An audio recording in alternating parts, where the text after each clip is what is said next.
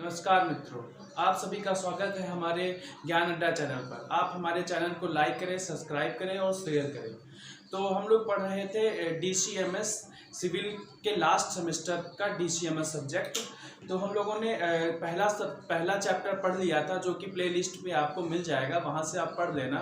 और अब हम दूसरा चैप्टर पढ़ रहे हैं। दूसरे चैप्टर का एक पार्ट पढ़ चुका है, जो कि आप प्लेलिस्ट पर है, उसको आप देख सकते हैं। तो आज हम लोग पढ़ेंगे अनुज्ञेय प्रतिबल।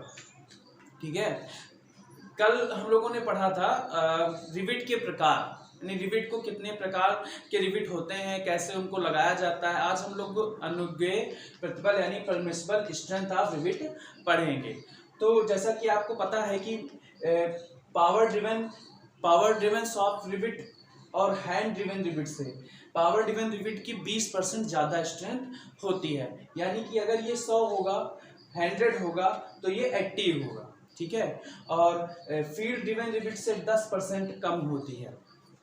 ठीक है, इसका मतलब आप समझ रहे हैं। जैसे कि power driven rivet, soft rivet का मतलब है कि हम लोगों ने एक बाहर कारखाना बनाया है जिसमें हम लोग रिविटिंग कर रहे हैं।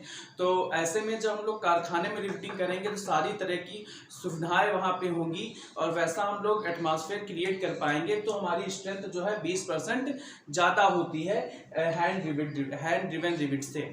और फील्ड ड्रिवन रिविट और हैंड ड्रिवन रिविट में क्या अंतर है? तो अगर हम लोग मशीन से ही फील्ड पे करते हैं तो फील्ड ड्रिवन रिविट होता है, और जबकि हाथों से जब हम लोग करते हैं तो हैंड ड्रिवन रिविट होता है। तो जैसे कि पावर ड्रिवन सॉफ्ट रिविट की strength hand driven soft rivet से 20% ज़्यादा होती है। तो अगर इसकी परमिसिबल शेयर स्ट्रेंथ 100 है तो इसकी 80 हो जाएगी। ठीक है, और अगर इसकी परमिसिबल टेंसाइल स्ट्रेंथ 100 न्यूटन पर mm² है तो इसकी 80 न्यूटन पर mm² हो जाएगी। ठीक है, ये है permissible strength, permissible bearing strength. तो पावर ड्रिवन रिविट की जो बेयरिंग स्ट्रेंथ होती है वो होती है 300 न्यूटन पर mm², जबकि हैंड ड्रिवन रिविट की होती है 250 न्यूटन पर mm²। तो फील्ड ड्रिवन रिविट की देख लेते हैं 90 और 270। इसको आप याद कर लीजिए, बड़ी आसानी से याद हो जाएगा, क्योंकि कई जब हम इसके क्वेश्चंस सॉल्व करेंगे या डिज़ाइन बनाएंगे तो उसमें ये बताएगा कि यह रिविट जो है या पावर ड्रिवन रिविट किया गया है इसमें या हैंड ड्रिवन। तो ये सारी अगर हमको परमिसिबल स्ट्रेंथ याद होगी तो हम वहाँ पर वैल्यू रख सकते हैं। रिविट से हम लोग कितने तरह से ज्वाइंट कर सकते हैं? तो पहला है आपका लैप ज्वाइंट। ठीक है, मेन प्लेट के रेंजों के आधार पर दो तरीके के ज्वाइंट किए जा सकते हैं। पहला है आपका लैप ज्वाइंट और एक है आपका बट ज्वाइंट। ठीक है, तो लैप ज्वाइंट क्या होता है? इसमें मेन प्लेटों को एक दूसरे के ऊपर चढ़ा करके, जैसे ये एक मेन प्लेट है, दूसरी मेन प्लेट ये है, तो एक दूसरे के ऊपर चढ़ा करके रिपीट लगा दिया जाता है।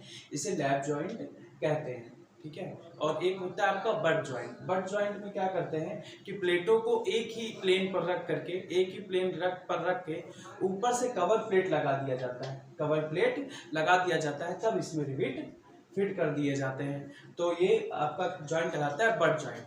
बट ज्वाइंट दो प्रकार का हो सकता है। एक आपका सिंगल कवर बट ज्वाइंट, यानी कि जिसमें ऊपर एक ही कवर प्लेट लगी हो। दूसरा आपका डबल कवर बट ज्वाइंट। ठीक है, तो कवर प्लेटों के रूप में देखा जाए तो दो तरह के बट ज्वाइंट हो सकता है। पहला सिंगल कवर बट ज्वाइंट, दूसरा डबल कवर बट ज्वाइंट। ठीक है, तो इसमें आप देखिए ये मेन प्लेट है दो और ये आपके कवर है।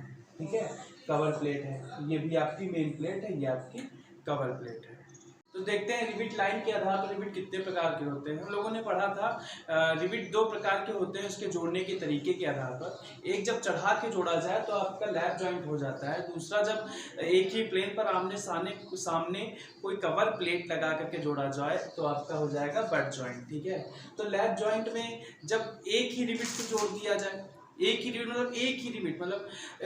रिविट का मतलब क्या है? उसके पीछे एक और रिविट होगा, रिविट की लाइन एक होगी, है ना? आप समझ रहे हैं? जैसे एक रिविट यहाँ पर है तो दूसरा रिविट इसके जस्ट पीछे होगा।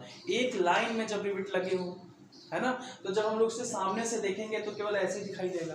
ठीक है, तो जब केवल एक लाइन में लगे हो तो उसे कहेंगे सिंगल रिविटेड लैप ज्वाइंट। जब दो लाइन में रिविट लगे होंगे तो उसे कहेंगे डबल रिविटेड लैप ज्वाइंट। ऐसे ही ट्रिपल रिवेटेड लैप जॉइंट होगा।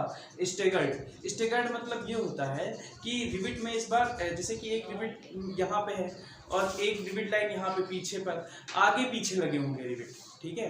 एक लाइन में भी एक दूसरे के सामने ना होकर के आगे पीछे रिवेट लगे होंगे, तो इसे कहेंगे, जब डायग्राम बनाया जाएगा तो आपको बताया जाएगा स्टैगर्ड रिवेट लैप जॉइंट, ठीक है। तो लैप जॉइंट कितने प्रकार के आपने पढ़ लिए, single riveted lap joint, double riveted lap joint, triple riveted lap joint और स्टैगर्ड रिवेटेड लैप जॉइंट। ऐसा ही बट जॉइंट होता है। बट जॉइंट में आपने देखा था सिंगल कवर बट जॉइंट होता है, डबल कवर बट जॉइंट होता है, ठीक है। तो जब उसमें एक ही कवर प्लेट लगी हुई है, मतलब मेन प्लेटों को एक कवर प्लेट जोड़ी हुई है, तो इतने कैसे हो सकता है, तो single riveted single cover butt joint, ठीक है। यहाँ पर कितनी रिवेट की लाइन है और यहाँ पर कैसा है, वो सिंगल कवर है कि डबल कवर है, वो लिखा जाता है, ठीक है। तो पहला प्रकार आपका हो गया single riveted single cover butt joint. दूसरा प्रकार आपका double riveted single cover butt joint. तीसरा प्रकार है आपका triple riveted single cover butt joint. अब मान लीजिए दो कवर प्लेटें लगी हुई हैं, तो single riveted double cover butt joint, ठीक है। ऐसे ही आपका double riveted double cover butt joint हो जाएगा और आपका ट्रिपल रिवेटेड और डबल कवर बट जॉइंट हो जाएगा, ठीक है। तो आप इन सबको याद कर लीजिए, नोट कर लीजिए, बहुत इंपॉर्टेंट है।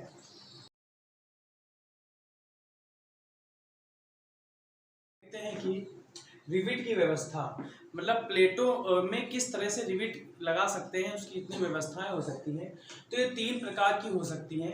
पहली आपकी है श्रृंखला रिवेट पद्धति, दूसरी है विषम रिवेट पद्धति और एक तीसरी है डायमंड रिवेटेड पद्धति, ठीक है। तो श्रृंखला रिवेट पद्धति में हम लोग देखते हैं क्या होता है। इसमें देखिएगा, इसमें रिवेट जो है वो एक लाइन में ही होते हैं और इसमें सारी लाइनों में रिवेट की संख्या बराबर होती है। देखिए 1 2 3 1 2 3 1 2 3, ठीक है।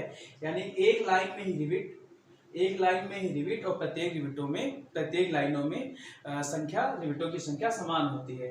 और आप देखेंगे कि एक के बाद ही एक रिवेट है, ठीक है। इस रिवेट के बाद दूसरा रिवेट है, ठीक है। तो इसमें लिखा है प्रत्येक पंक्ति में रिवेटों की संख्या समान होती है और पिच कैसी होती है, सम। पिच मतलब क्या होता है, देखिएगा कि इस रिवेट के सेंटर से इस रिवेट तक की दूरी को हम लोग पिच कहते हैं, ठीक है। तो इसमें प्रत्येक किसी भी क्रम में आप जाएंगे, किसी भी लाइन में जाएंगे, तो इसकी जो पिच होगी वो समान होगी, चाहे आप यहाँ देखें चाहे आप यहाँ देखें, पिच जो है वो उसकी समान है, ठीक है। पिच किसे कहते हैं, इस रिवेट के सेंटर से इस रिवेट के सेंटर तक की दूरी को पिच कहते हैं। तो इसमें जो पिच है वो सम होती है, ठीक है। अब आते हैं हम लोग विषम रिवेट पद्धति यानी स्टैगर्ड रिवेट। स्टैगर्ड रिवेट में क्या होता है कि एक रिवेट की जो लाइन है आप देख रहे हैं, ठीक है, उसमें जो रिवेट लगे हैं और अगली लाइन में जो रिवेट लगे हैं वो इसके मध्य में लगे होते हैं, ठीक है। इन दोनों रिवेटों के मध्य में ये वाला रिवेट, इन दोनों रिवेटों के मध्य में ये वाला रिवेट, ठीक है। तो विषम रिवेट में क्या होता है, जब किसी जोड़ में रिवेट इस प्रकार लगे हों कि एक दूसरे अनुलंब दिशा की पंक्ति में रिवेटों पहली अविलंब दिशा में रिवेट की पंक्ति के मध्य हो, ठीक है। यानी कि अविलंब दिशा मैंने आप ये देख रहे हैं, ठीक है, ये इसके मध्य में ये वाला, ठीक है, इसके मध्य में ये रिवेट लगा हुआ है, इसके मध्य में ये रिवेट लगा हुआ है, ठीक है, ठीक है। तो देखिए थर्ड टाइप जो है वो डायमंड रिवेटिंग है। इसमें क्या होता है, जब लोग ये एक तरह का विषम पद्धति का ही रिवेट है, क्योंकि इसमें जो एक रिवेट के बीच में अगली पंक्ति का रिवेट आता है। देखिए ये आपका रिवेट है, इसके मध्य में ये वाला, ये रिवेट है, इसके मध्य में ये वाला रिवेट, ठीक है। तो एक तरह का ये क्या है, विषम रिवेट पद्धति है। लेकिन अगर इसमें आप अंदर से बाहर की ओर जाएंगे तो रिवेटों की संख्या या तो समान रहेगी या तो धीरे धीरे घटती रहेगी। तो ठीक है, यह एक विशेष प्रकार की विषम रिवेट पद्धति है। अंदर से बाहर जाने पर रिवेटों की संख्या समान होती है या तो घटती रहती है, ठीक है। तो अंदर से बाहर, तो इसका मतलब ये वाला पार्ट जो है इसका इनर पॉइंट है, इधर की ओर जाएंगे तो ये बाहर वाला पॉइंट होगा। इसमें ये वाला इनर पार्ट है, इधर की ओर जाएंगे तो बाहर का पार्ट आएगा, ठीक है। तो अभी के लिए इतना ही। आप हमारी वीडियो को लाइक करें, सब्सक्राइब करें और शेयर करें और नोटिफिकेशन को प्रेस कर दीजिए, जिससे हमारी नई वीडियो की नोटिफिकेशन आपको सबसे पहले मिल जाए।